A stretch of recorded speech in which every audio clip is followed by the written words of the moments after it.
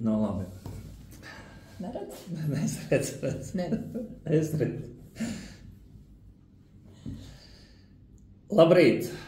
Mēs esam vairākas reizes ierunāti, mēģinājuši prezakes, un tagad esmu pilnīgi jaunā telpā, Lijā, un esmu kopā ar Lindu Ziediņu Ērgli, kura ir Lijā turisma eksporta pakalpojumu nodaļas vadītāja. Tāds garš nosaukums, ja vēl to Lijā iztulkot, tad man liekas, bet šī ir pirmā intervija šajā amatā, un ilgi gatavojamies jau no maija, bet vasara ir pašā skrējienā, pareizi sakot, jau skan izskaņas, bet mēs varam atskatīties, bet vispirms es gribētu pajautāt, tā kā pagājušā gada nogalē bija šī restruktūrizācija, no tava skatu punkta, vai šī restruktūrizācija bija labs lēmums, vai pārņemot visu šīs lietas, tu redzi, ka šādā struktūrā ir vieglāk viņas vadīt, tad nosauc tos plusus un mīnusus, kas tev ir un kas vispārībā ir otrai pusē tātad uzņēmējiem, asociācijām un tā tālāk. Labdien, sveiciens turisma nozarei. Paldies, Ēvar, par uzaicinājumu uz šo sarunu. Par Lijā pārmaiņām visām kopumā un tieši, kas skar turisma nozari un turisma departamentu. Mēs arvien vairāk saskatām plusus. Mēs esam jau iestrādājušies vairāk kā pusgadu un ir bijuši kaut kādi zaudējumi, un man liekas, ka tas lielākais vērā ņemamais, ko nozare pamanīja, bija tas, ka mums nācās slēgt mūsu Lijā turisma departamentu Facebook lapu, kur mums bija vērā ņemams šis sekotāju loks. 5000, vairāk kā 5000. Taču tas ieguvums ir tas, ka mēs redzam, ka Lijā turisma Facebooka lapa, kas ir tieši vērsta uz uzņēmējiem, tur tomēr ir 11,000, līdz vairāk šie sekotāji, un mēs varam tādējādi sasniegt lielāku auditoriju. Un tas būtiskākais faktors ir arī tas, ka gada nogalē pirms šīm reorganizācijām tika veikta apjomīga arī tādu resursu pārbaude, un mums vienā iestādē bija 71 sociālais konts. Un tas ir daudz. Tas ir ļoti daudz, ņemot vērā budžetu, kapacitāti, visas iespējas, visu šo procesu pārvaldīt. Dažni dažādiem pasākumiem, dažni dažādiem projektiem, visam, kam tiek taisīts jaunas lapas, un līdz ar to tas lēmums bija šāds. Un es domāju, ka tas ieguvums ir tiešām vērā ņemams, ka turisma nozara šobrīd var sakot gan turisma nozares jaunumiem, gan arī visiem Lijā jaunumiem kopā, kur mēs sniedzam informāciju par atbalsta iespējām. Mēs sniedzam informāciju tāpat gan ne tikai par turisma izstādēm un kontaktbiržām, bet arī par dažādām citām. Jo MVU programma, kas ir mazo un vidēju uzņēmēju, gan kaut kāda inovācijas programmas un tā tālāk. Tas viss ir arī vērsts uz katru uzņēmēju, un tādējādi mums tas... Es tev gribētu iebilst, jo es atvainojos, manā skatījumā, es gan gribētu, lai mūs atgriežas tas, un to arī uzņēmēji grib, lai atgriežas atpakaļ tā turisma departamenta Facebook lapa, jo jāsaka to, ka uzņēmējiem nav laika šķirot, un viņi starp tām visām Lijā ziņām sev varbūt katru 10. pamana, kas attiecas uz viņu. Un patiesībā tas aizņem diezgan daudz laika, un tur ir ļoti daudz informācija, kas man kā turismu uzņēmējiem nemaz nav vajadzīgs. Tāpēc, ja ir iespējams, es visu turisma uzņēmēju vārdā un arī asociāciju vārdā saku, ka tā mājaslapa Facebookā ir jāatgriež atpakaļ, un tieši to izmantot tā, kā pie jums ir arī cilvēki, kas ļoti labi pazīst turisma biznesa vidi, tad no tām likvidētām vai esošajām mājas lapām pārcelt tās informācijas, kas tiešām turismam arī būtu derīgas.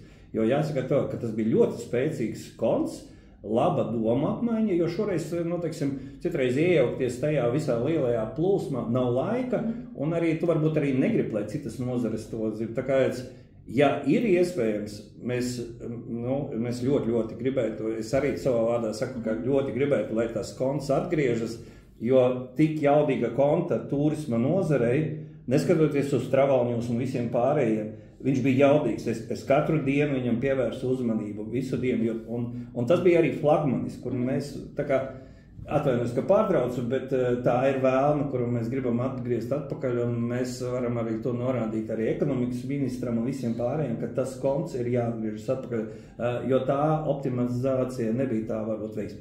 Labi, stāsti par citiem plusiem un mīnusiem. Par citiem plusiem, jā, tātad tas nākamais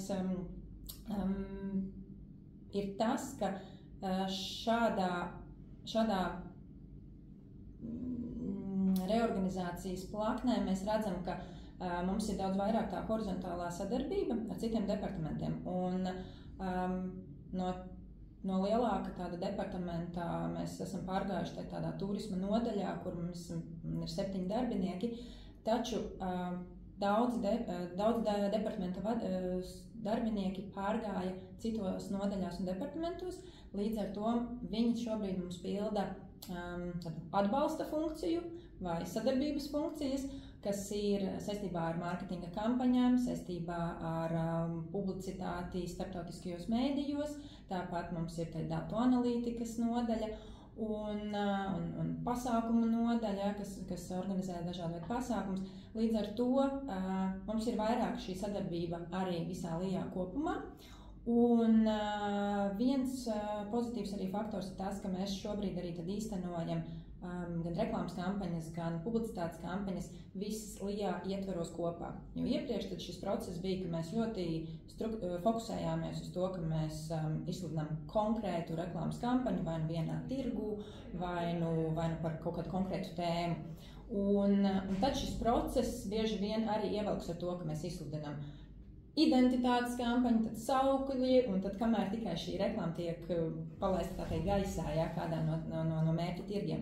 Savukārt šobrīd tātad mums ir izsludināts iepirkums, un mēs gatavojamies uz izpildītāju, kurš īstenos LIJā ietveros kampaņas 2 gadu garumā, kas var būt ļoti mērķiecīgas un ļoti ātri varam reaģēt.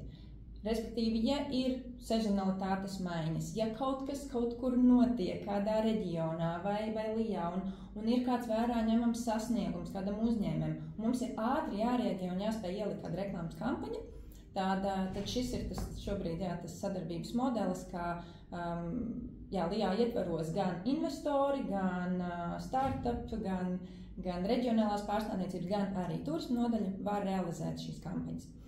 Tā kā tie plusi ir vairāki. Man ir sanācis arī ar dažiem no jums runāties, un tad es saprotu, ka tā darba slodze ir ievērojami pieaugusi. Un patiesībā 7 cilvēki uz visu Latvijas turismu, tas ir ļoti maz, jo pat dažās pilsētās ir vairāk cilvēku, un tāpēc ir tā sajūta uzņēmējos, ka tā turisma biznesa nozīme valsts pārvaldē ir mazinājusies, un pat daži uzskata, ka ir birokratizējusies, ka, piemēram, agrāk varēja, tas status turismam arī LIJā bija tā kā likās daudz nozīmīgāks, lielāks. Šobrīd ir tā, ka mēs it kā sakontaktējamies un esam tikai tajā ne vertikālajā komunikācijā, bet tikai tajā horizontālajā, kā agrāk likās tas leciens caur tālāk LIJā vadītāju un pie ministru uz ministru kabineta bija daudz efektīvāks. Vēl gads varbūt nav pagājis, bet varbūt tieši tā kā būs gads pagājis gada beigās kopā ar turisma nozari, kad būs turisma fórums, ir jau zināms, kurā datumā būs, vai vēl nav zināms? Decembrī, kurā gadījumā. Bet vēl decembra sākumā. Tad varbūt 4. paskatāmies, vai tā ir darba diena. Ja tāda nav darba diena, droši vien, ka nebūs. Tad, kā teikt, šobrīd turisma nozare vairāk novēro, kā tas ir un kā ir. Mēs pasakām tā, kā mums tās liekas, bet mūsu aicinājums, ka to turisma nodaļu vajadzētu stiprināt, jo mums jāuzlabojas, kā teikt, visā tajā lietā. Bet tagad man tāds jautājums, kā šobrīd skatāties jūs uz esošo vasaru, vai viss ir norit pēc plāna, ka tā bija jābūt, vai ir kaut kādas tendences, nianses, kas parāda šajā vasarā, ka kaut kas ir mainījies, un kas varbūt jāzina Latvijas turismu biznesam? Nepārprotami, mēs virzamies izaugsme gan turismā apkalpoto ārvalstu turistu skaita ziņā, gan kopējā turistu skaita ziņā. Mēs mēnesi pēc mēneša arī palielinam šo procentuālo apkalpoto turistu skaitu salīdzinājumā ar pērno gadu. Līdz ar to... Bet mēs sasniedzot 2019. gadu. Mēs sasniedzot 2019. gadu, taču mēs tiešām ticam, ka mēs pietuvosimies. Un, ja pagājušajā gadā bija šis nesasniegtais tas procentu skaits 19, 18, 19, ja, tad šobrīd tā prognoze ir, ka tie varētu būt 7, 5%. Cerēsim. Protams, mēs dzirdam gan nozari šeit Latvijā, gan arī Baltijā par to, ka jūnijas bija ļoti augsts gan terasēm, gan dažādiem atpūtas pakalpojumu sniedzējiem. Ja. Tas ir neveiksmīgi, tātad ietekmējis biznesu. Bet šī tāda tendence nav tikai Latvijā, ir tiešām arī skārusi Baltijas līmeni. Arī Ziemeļvāciju. Jā. Un tad vienmēr tā diskusija, vai ir labi, kad ir traks karstums, kas plosās atkal dienvidzemēs, ja? vai ir mērenāka un vēsāka vasara, bet jūlijs un augusts jau ir iezīmējis daudz pozitīvāku šo tendenci. Un arī tad pirmā pusgada dati jau parāda, ka ārvalstu turists aug, un mēs redzam, jā, ka arī šis nakšņojumu skaits ir garāks, un līdz ar to, protams, jā, šī vēsais jūnijas ļoti ietekmēja tieši šos kaimiņus, tātad Lietuvu un Igauniju, jo viņi ir tie, kas reaģē pēdējā brīdī. Bet nakšņojums ilgums pret iepriekšējo gadu bija 1,9, tagad ir 1,8. 1,8 skatījos. Ir kaut kas mainījies? Varbūt vasarā kopējais. Kopējais. Okay. Jā. Nu labi, piekrītu. Es vienkārši sastapot kafejnīcās citreiz ir gadījies sastapt latviešus, kuri dzīvo Dubajā. Un viņi tieši vasarā ir šeit. Viņi saka, ka tur nav iespējams. Tā kā tas parāda to tiešām, ka tās arī vidusjūras reģioni, kur viss ir, teiksim, tagad pārpildīts un turistus negrib, un tie pārvelkas uz Latviju. Un sastapot, ceļojot pa Latviju, es sastapu vairākus pensionārus, kas ir brauc ar gan ar kempingvāģi un tā tālāk. Un, teikšu, tas ir tikai novērojams, lielākā daļa bija tie, kas apceļojuši ir Skandināviju. Un man tad bija interesanti jautājot viņam uzzināt to, ka viņi ir redzējuši Skandināviju, caur Somiju viņi ir nokļuvuši Igaunijā, caur Igauniju viņi sapratuši, ka Baltija ir ok, ļoti labi, un pat tas ir tas labākais varbūt mūsu tirgumu, kā cilvēki atbrauc šejieni ar mazām respektācijām un aizbrauc ar pārsteigumu, ka te ir labāk nekā bija domāts. Un tad viņi nokļūst arī Latvijā. Jā. Tavs jautājums par tām tendencēm, jā, un ko mēs redzam, ko mēs sagaidām no atlikušā, piemēram, rudens un ziemas sezonas. Mums Lijā ir pieejama gan Forward Key datubāze Amadeus, gan arī Global Data, kur ir dažādi šie Eiropas pētījumi un ceļotāju pētījumi. Un tie tieši iezīmē šo tendenci, ka viens ir tas, ka joprojām ir šī sabiedrības daļa un tieši rietuma Eiropas daļa, kas ceļo ar šīm motormājām, karavāniem, kempingvāģiem, kas nozīmē to, ka šeit mums arī rodas šīs statistikas nobīdes, kļūdas, ja, ka mēs balstamies uz CSP datiem, kas ir oficiālajā viesnīcās apkalpotās personas, ja, un tad ir ļoti daudz šie privātie un individuālie ceļotāji, kas paliek tiešām gan lauku mītnēs, gan teltīs, gan karavānās. Un par tendencēm tieši runājot, jā, tad globāla datu pētījumi parāda to, ka tas, ko tu pieminēji, mēs saucam viņi, tad ir tie karstuma turisti vai tur dažādi tie termini, jā.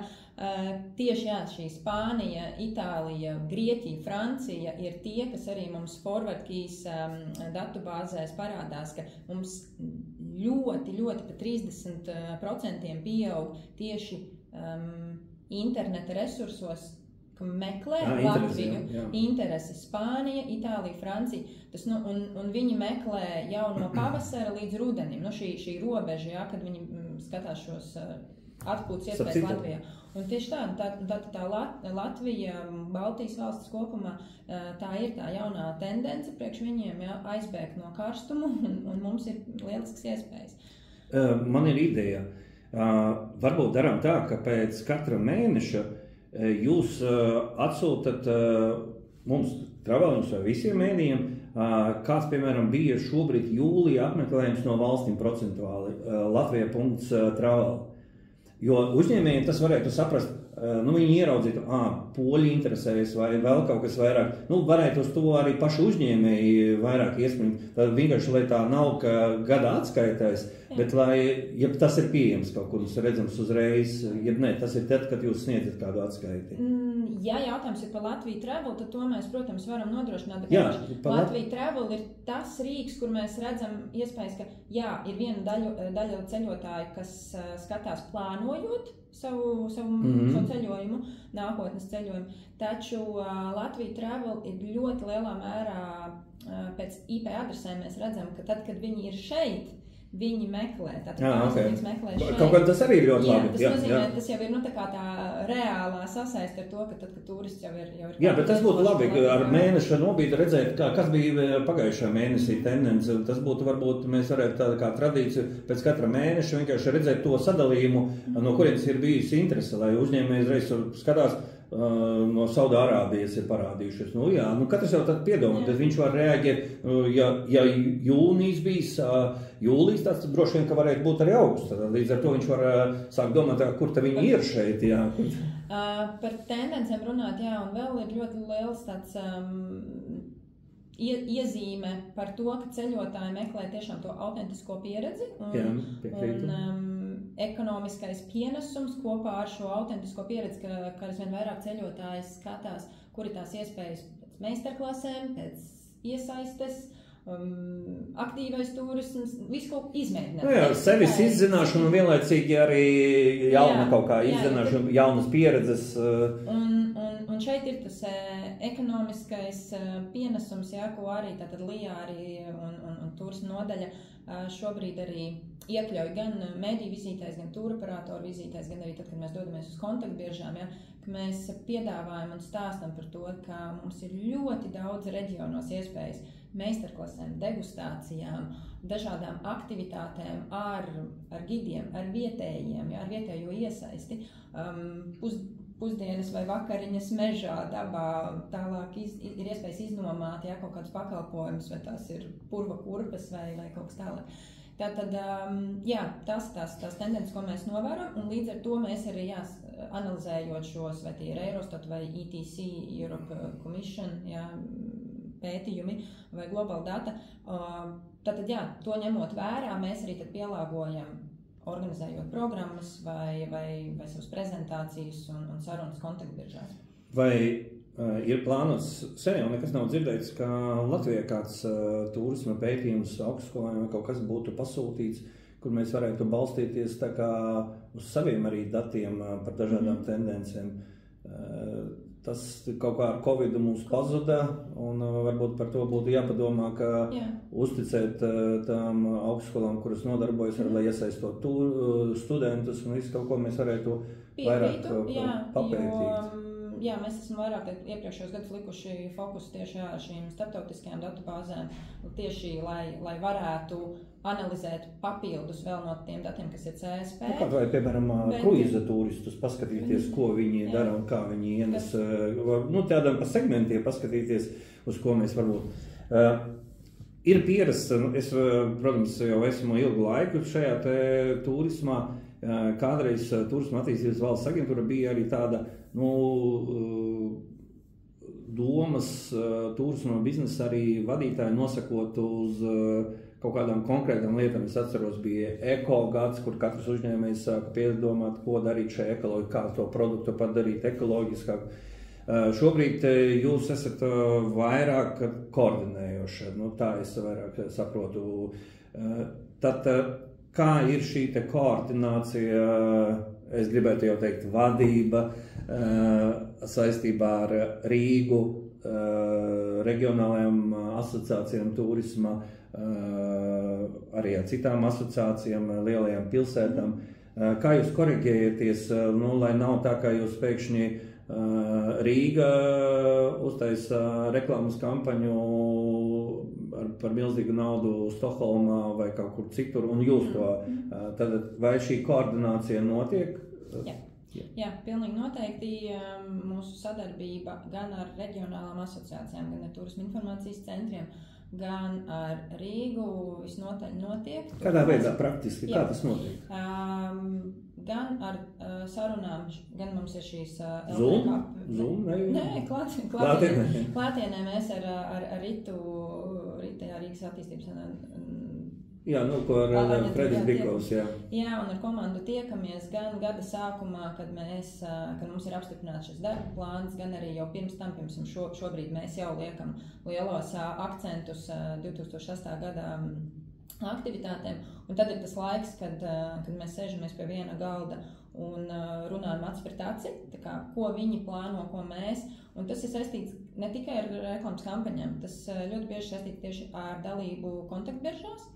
Un tavs jautājums bija arī par tām tendencēm un vai mums ir kaut kāds gads fokusā, tad es teiktu, ka šogad un nākamais gads mēs ļoti lielā mērā fokusējamies arī uz darījumu turismu, jo tas darījumu turisms ir tas, kas vairāk ienes naudu. Kas var ienest naudu, bet arī nesezonu, paildzina šo sezonu, un tā ir arī tā viena tendence, kas ir novērojama, ka ir šis leisure, business un tourism, arī paturpinot jautājumu iepriekšējo par to sadarbību un mūsu departamentu struktūrālajām maiņām, ka mēs arī vairāk varam sadarboties tagad ar citiem departamentiem, kas arī organizē ienākošās vizītes no uzņēmējiem. Ja viņš aizbrauc celt rūpnīcu, un tad viņš pieliekam klāt vēl 2 dienas, lai viņš iepazīst. Mēs parādām to incentīvu iespēju, ka ja viņš šeit ceļ rūpnīcu. Jā, šis ir pozitīvais aspekts. Jā, tā kā tas ir tas, ko mēs darām. Un tātad,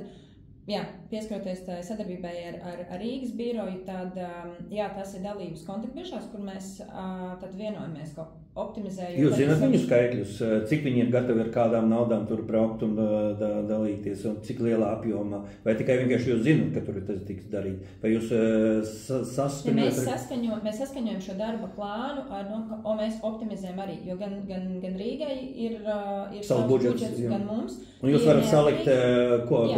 Tātad tas, protams, ir atkarīgs arī no, vai tā ir izstādes vai kontaktbiržas organizatoriem, bet mēs bieži vien tātad vai ir iespējas, kad mēs dalām šīs dalības maksas, bet ļoti bieži mēs vienojamies, ka uz šo konkrēto, piemēram, rudenī mēs brauksim Lijā, pārstāvēs kontaktbiržā Austrijā, savukārt uz Nīderlandi vai uz Vāciju aizbrauks Rīgas birojas. Tieši tur, protams, lielākai fokusā ir tā darījuma turisma izstādes saistībā ar ITV, VTM izstādēm vai IMEX un IBTM, kas ir tāds darījuma turisma izstādes. Tur jau, piemēram, Rīga arī piedalās ar savu darba galdu arī tajā mūsu standā. Tas ir viens, ja runājam par kaut kādām reklāmas kampaņām, par mēdīju aktivitātēm, tad arī tas bieži vien mums ienāk šis mēdīju pieprasījums, ka viņi vēlētos apskatīt Rīgu, viņi vēlas sagatavot publicitāti, un tad mēs sakam, mūsu uzdevums ir promotēt un tad reklamēt reģionālo turismu. Ja jūs gribat tikai Rīgu, tad lūdzu vērsties pie Ritas. Savukārt, un atkal otrādi. Savukārt, bieži vien Rīgas birojas saņem kaut kāds mēdīju pieprasījums, ka viņi grib ceļot uz Liepāju, līdz Vidzemē, un tad ir šī sinerģija, šī sadarbība ar Rīgas biroju. Ja runājam par lielajām pilsētām un turisma informācijas centriem, tad tiešām ir uzslava un sveiciens nozarei reģionos, jo bez viņu atbalsta mēs, protams, nevaram noorganizēt šīs vizītes un tiešām pateicība par ikvienu, kas turisma informācijas centros tādā un lielajās pilsētās, kas uzņem šos mēdījus. Tātad mēs atbalstam ar to, ka mēs viņus uzaicinām, mēs piedalāmies starptautiskajās mēdīju kontaktbiržās, mēs dibinam šos kontaktus ar mēdījiem, mēs uzturam varbūt gadu, 2, 3 šīs sarunas. Tas ir liels darbs, attaicināt šos mēdījus šeit, un tad, kad viņi ir jau klāt un kad mēs taisam šo programmu, tad reģionālā tā sadarbība ir ļoti, ļoti. Kā ir sadarbība ar Lietuvu un Igauniju, jo tomēr tālējos galamērķos mēs tiekam uztverts kā Baltija? Jā. Ar Lietuvu un Igauniju mēs turpinām aktivitātes Japānas un Dienvidkorejas tirgu.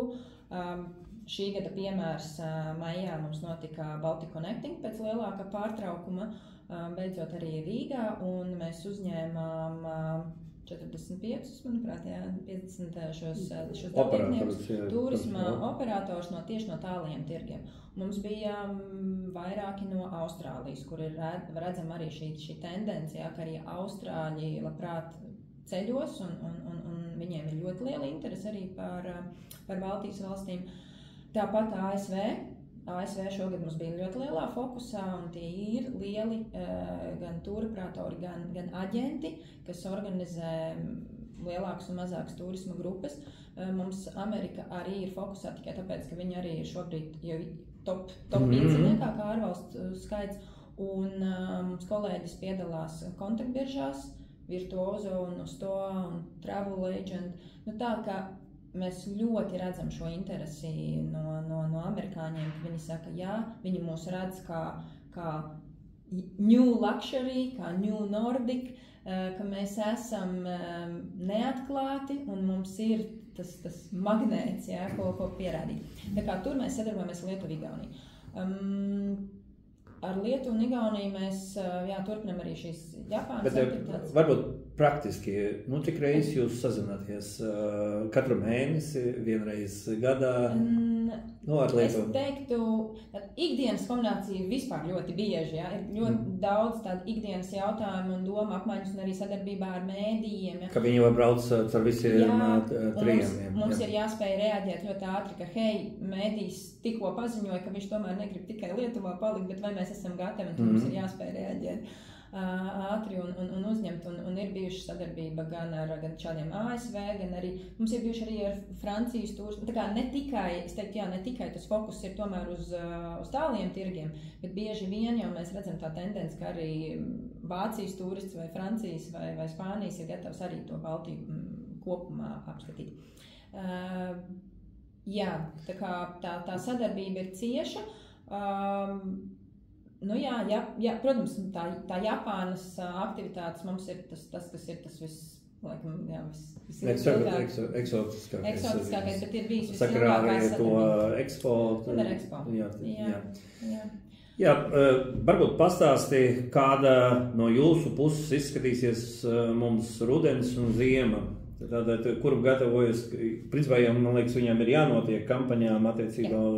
Un uz ko tad tiek likts akcents? No kurienes Latvijas turismu uzņēmējiem jāgaida nesezonas laikā turisti? Jā, mēs šobrīd gatavojamies un darba rokas ir... Gatavojamies jau notiekās? Viss notiek. Reklāmas kampaņas ir jau sākušās Lietuvā un Igaunijā. Ar kādu tēmu? Par gan atpūtā ar ģimeni, gan gastronomijas turismus, jo mēs Lietuvu un Igauniju mēģinām pievilināt uz šo rudens brīvlaiku sezonu vai nesezonu, rudens restorānu nedēļas, kad tieši lielajās pilsētās būs. Un Zviedrijā, Somijā, Norvēģijā plānojam tādas baneru kampaņas ar tēmu, ka ir šis city breaks, ka ir kultūras turisms, ka ir gastronomijas piedāvājums. Un tas ir viens, kas ir uz kampaņām vērsts. Mums ir plašs garš saraksts ar dalībām kontaktbiržās, tā ka no septembra. Tur, kur Latvijas uzņēmēji brauks, vai ir otrādi? Gan arī mēs braucam ar šīm prezentācijām un tādi mums ir. Jūs tikai braucat vai arī paņemat kādus uzņēmējus? Mēs arī kādus paņemam. Mums, protams, ir fokusā un cieši šobrīd sadarbībā ar Liepāju 27 organizatoriem, jo mums ir jāstāsta šis svarīgais stāsts, ka Liepāja būs kultūras galvaspilsēta.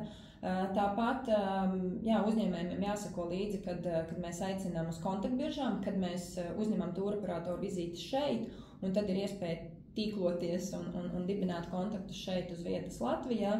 Bet tāpat mums ir virknē gan darījuma turismu, mazās kontaktbiržas, kur vai nu kopā ar kādu uzņēmēju vai vienu pašajā Lijā pārstāvi dodas.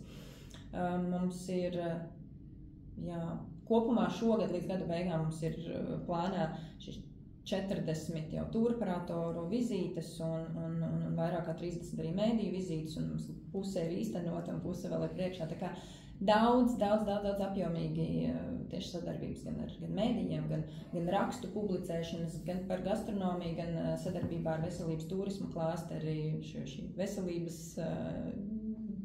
veselības atvesaļošanās programmas, ko iespēja piedāvā Latvija. Ir ļoti jauka saruna. Es piefiksēju to ar ļoti lielu cerību, ka mums būs tie 7% tikai mīnusā pret 2019, kad es to piefiksēju. Tad droši vien lūgums atjaunot turisma departamenta Facebook lapu. Tas būtu laikam, to mēs ļoti vēlētos, cerams, ka tas... Jā, bet par tiem datiem es tiešām arī vēršu to uzmanību, un ka mums ir jāpriecājas, mums tiešām ir jābūt optimistiskiem, un ir jāņem vērā tas, ka tas 2019. Gads bija sen, tas ir tālu, un tā bija pilnīgi cita ģeopolitiskā situācija, tā bija pilnīgi cita, tiešām arī no turismu viedokļa, no ceļotāju viedokļa, tā bija cita. Bija arī lētāka dzīve. Bija viss smags ar šobrīd. Faktori, ir tiešām tik daudz faktoru. Mēs strādājām ar pilnīgi citu budžetu, ar ko mēs varējām daudz vairāk arī sasniegt un reklamēt Latviju. Līdz ar to mums ir jāskatās. Protams, bet katrs jau paskatās savā budžetā un grāmatiņā un redz, kāds ir tas peļņas vai zaudējumu koeficients, no tā jau arī tā vida. Bet, protams, ja nebūtu optimismu, neviens jau turismā arī nestrādātu. Turisma ļaudis, un tā turisma saime ir radoši cilvēki un pozitīvi. Jā, mēs gribētu tā, lai jūsu pozīcijas stiprinātos, lai tas turisma biznesa vārds Latvijas tautsaimniecībā, viņš ir ļoti nozīmīgs. Jo mēs zinām, ka 1,2 miljārdi tiek ieņēmumu radīti tieši šajā nozarē. Tātad, ja mēs budžets laikam kopā Latvijas ir 17 miljoni, tā kā, tas ir nozīmīgs skaitlis, un vienkārši arī arī Lijā šī struktūra vienība, kas tagad ir, lai viņa nezaudē savas pozīcijas, tad, kad jūs esat pie viena galda. Es saprotu, tā komunikācija ir ļoti laba, mēs jau arī pāris iezīmes redzējām, kas ir pozitīvi, bet, kā teikt, uzņēmēji ir jūsu pusē, un jūs sakat, kur mums ir jārada vai jāakcentē uzmanībā, ministram vai kādam citam, lai mūsu darbs būtu ražīgāks. Un es noteikti aicinu, turismu nozari iesaistīties, sazināties ar mums. Tur mums tā lapa bija laba. Tur mums tā lapa bija laba. Ne tikai lapa, ir e-pasta. Redzi, ierasti, jo visi, kas turismā, liela daļa, kas tagad nodarbojas, ja paskatās visi lielie uzņēmēji, pa lielākai daļai, viņi visi ir pār 40. Un tiem, kam ir pār 40, ir grūti pārvirzīties kaut kādā citā plaknē. Tas Facebooks šai paaudzei ir ļoti svarīgs, jo tie, kas jaunie nāk, protams, tur jau ir citas platformas, bet pagaidām bizness turas pa lielākai daļai uz vecajiem vaļiem, kas ir vismaz 10-20 gadus šajā biznesā. Ja paskaties visus vadītājus, tad viņi visi ir pār 40, jo jaunie uzņēmēji šobrīd, protams, dzimst, bet viņi vēl nav izauguši varbūt līdz tam līmenim, ko varētu teikt, ka viņiem ir liela ietekme Latvijas turismu. Protams, svarīga. Bet, jā, es saku, bet ne tikai tas Facebook, es saku, tā komunikācija, mēs ļoti labprāt esam atvērti. Tu visu laiku gribi attērēties atpakaļ. mēs pie šī jautājuma atgriezīsimies, jo pagaidām mūsu skatījumā tas bija viens no labākajiem komunikācijas veidiem, kurā jūs varējām redzēt un pamanīt daudz biežāk. Tas ir redzēt mūs, es saku, bet ja mēs sagaidām un skatāmies šādi sēsties pie viena galda vai tāda doma apmaiņa, tāpēc tas aicinājums ir, ka nozara pilnīgi noteikti var nākt ar savām idejām, ar saviem redzējumiem. Arī tagad, kad mēs plānojam nākamā gadā aktivitātes, jā, tur nav vajadzīgs Facebook konts, tur ir vairāk tieši šīs saruna asociāciju un lielo pilsētu dalība mūsu LTKP sēdēs, Latvijas turisma mārketinga. Jūs redzat, mēs nevaram pabeigt to sarunu, Linda, tiešām... Mums ir daudz ko stāstīt, ko mēs darām. Es tā domāju, ka tā nav pēdējā reize, un es tā domāju, ka kur varbūt rudens pusē mēs atkal organizējam kādā septembrī, oktobrī, un paskatāmies, kā ir vasara pagājusi. Sagaidām gan CSP oficiālos datus, gan varam sagatavot. Jā, un es saku paldies, un tad notiekamies nākošajās sarunās. Paldies! Paldies manai komandai, paldies turismā nozarei. Paldies, Aivar, par sarunu. Jā, vislabāk.